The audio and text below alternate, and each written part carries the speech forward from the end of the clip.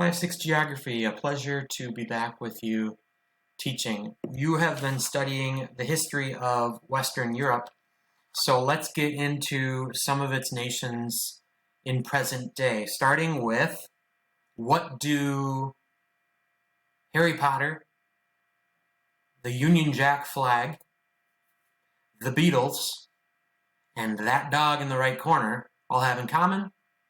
They come from the British Isles, or collectively called the United Kingdom, which is made up of four, what do they call them, regions called England, Scotland, Wales, and Northern Ireland. And then I've got this dog down here representing Ireland, the Republic of Ireland. That's what these all have in common. We're going to be studying today the United Kingdom and the Republic of Ireland. Here's a map that does a nice job of simplifying and denoting the 5 places I just mentioned. The colorful regions are what make up that flag in the top left, the United Kingdom. England being kind of the flagship nation of the 4 regions, where you'll find London and many of the things we'll talk about today. But we also have Wales, where they speak Welsh, Scotland, where they have a history of speaking Gaelish and wearing kilts and playing bagpipes, and Northern Ireland, which is a small piece of loyalists in the top of that island. I want to mix around the words Ireland and island. At the top of that island that remained loyal to and wants to be a part of Britain, or the United Kingdom. And then in the gray, we'll talk later about the Republic of Ireland. The United Kingdom's economy is introduced, first of all, by mentioning from 200 years ago what was called the Industrial Revolution, which was a huge movement towards mechanizing the world, using machines to produce goods and process textiles for clothing and provide work. And now the majority of people in the United Kingdom and in Ireland work in the service industries and in machinery, and less so agriculture and farming. So that was a huge shift for the whole world, and it kind of started here in Western Europe. So a heavy demographic of the United Kingdom works in machinery and manufactured goods. These are their leading exports, or things that they send out for the economy. You remember, we always talk about service industries. These include the different interpersonal jobs where you'll work with people, the people industries. In the service industries, you have people banking, working insurance, handling communications, and helping with healthcare. These are the primary ways people are employed today. We also have a rise in the computer and technology industries here. Farming is noted as being very efficient. It needs to be efficient because, as you saw on the map, there isn't a lot of land here. Both Ireland and the United Kingdom are islands floating just northwest of Europe. So they need to use every ounce of land, so to speak, that they can, and use it well, and use it intelligently, and they do. But they still need to import a lot of their food, about 1/3 of their food, which is a large amount because they simply don't have enough land to be able to raise enough crops for all the people that inhabit this island. The government is 2 parts. First of all, it's parliamentary democracy, which looks quite a bit like our government, where it's made up of 2 houses.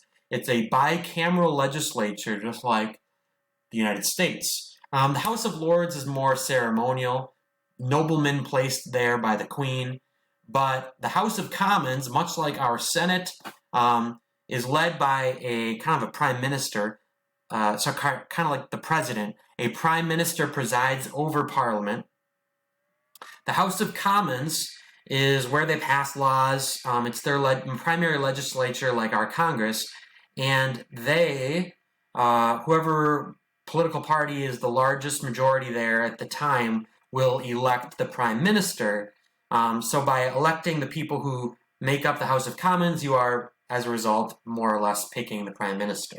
So it's a parliamentary democracy, but also a constitutional monarchy. They have a constitution that is upheld by a monarch who at this point is very kind of just a figurehead. It's a ceremonial position that's highly regarded and, held as almost a sacred person, right? The queen and the princes and the royal family, but they don't hold a lot of political power anymore, like maybe they did when the United States was under the United Kingdom. They don't wage wars and handle diplomatic ties. That's up to the Prime Minister and Parliament and those politicians. Continuing with the United Kingdom's culture, their language primarily is English, but their other languages are Gaelic, which again we mentioned you can find in Scotland. Gaelic are those letters in the bottom right, just underneath the letters we're used to. Gaelic are these funny letters, kind of look like elf letters, right? Elvish. That's what Gaelic looks like.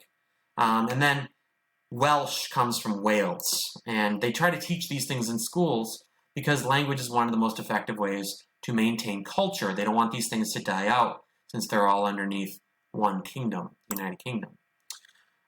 In the United Kingdom, you'll find most people are not Catholic, but they are what branched off of Catholicism, like we are, Protestants. Protestant Christians, primarily Anglicans, which comes from the same word as England.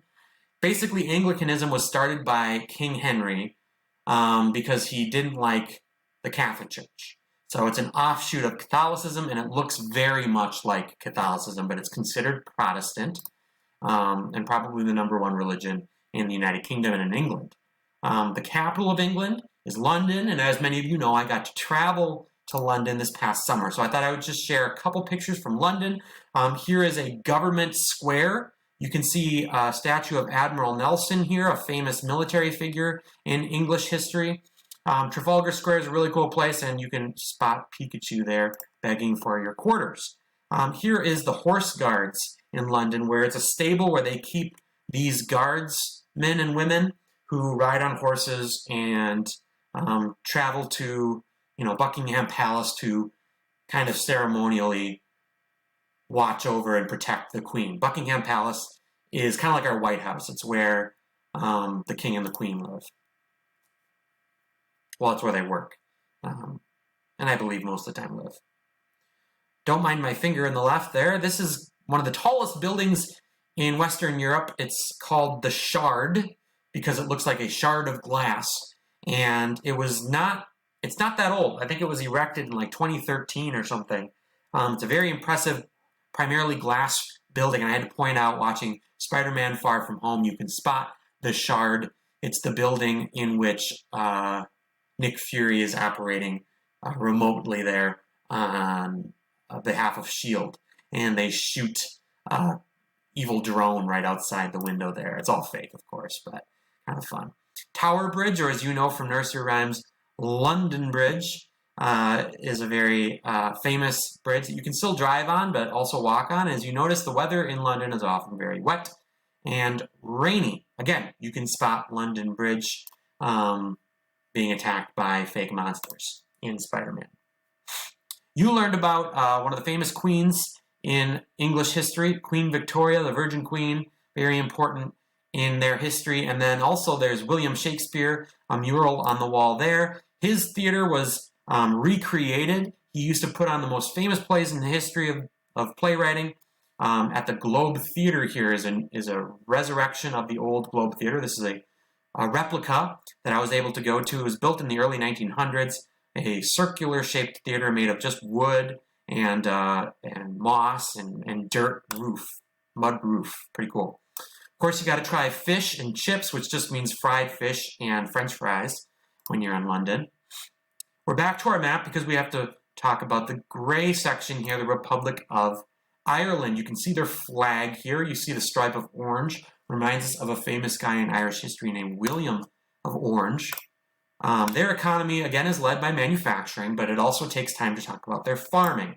Particularly, of course, there's Irish potatoes, barley, wheat, beets, turnips, and they also raise dairy, beef cattle, and sheep. The European Union isn't talked about at length in the book, but mentioned. The European Union is a big group, kind of like we're connected somewhat with Canada and Mexico to help trade flow and travel. European Union unites cohesively an economic and political bloc of 27 or 28 countries in Europe.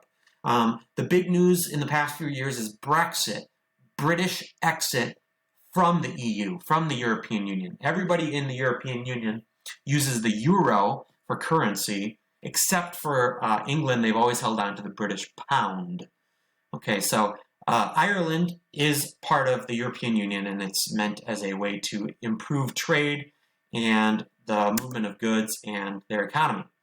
When you go to Ireland, you can expect beautiful landscapes, lush green meadows, tree-covered hills, and of course the book mentions the term peat and bogs. Peat looks like soil. It's not technically. It's a decomposition of vegetable matter.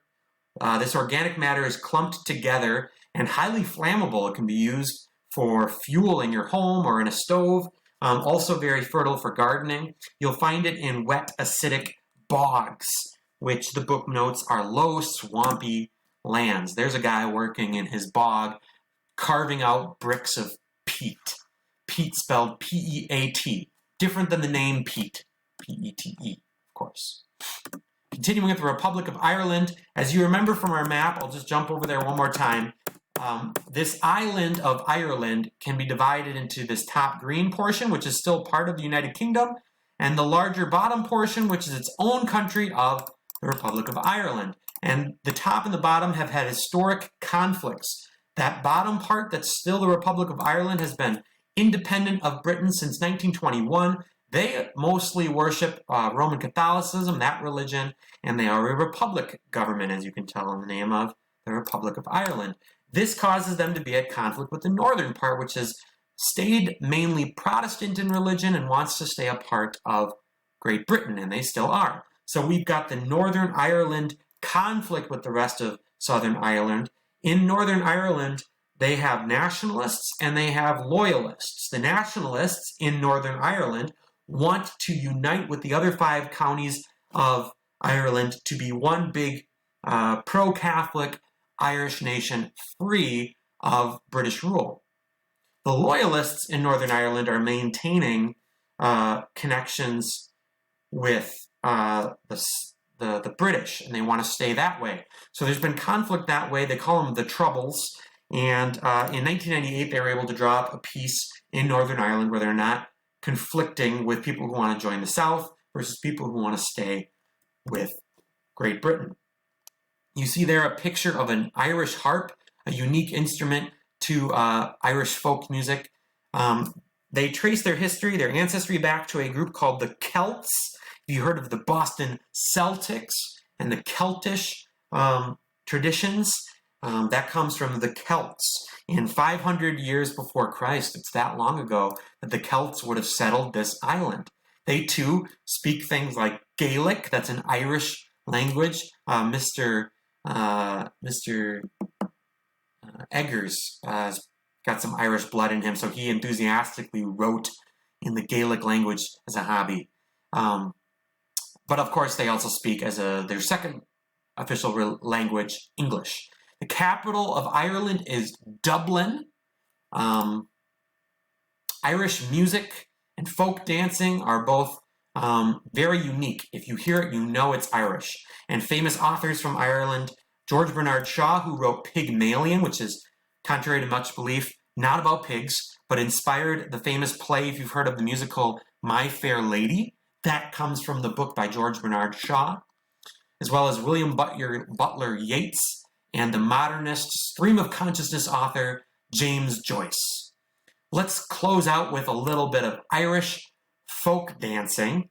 They dance what's called the river dance. Here's a video from 2009.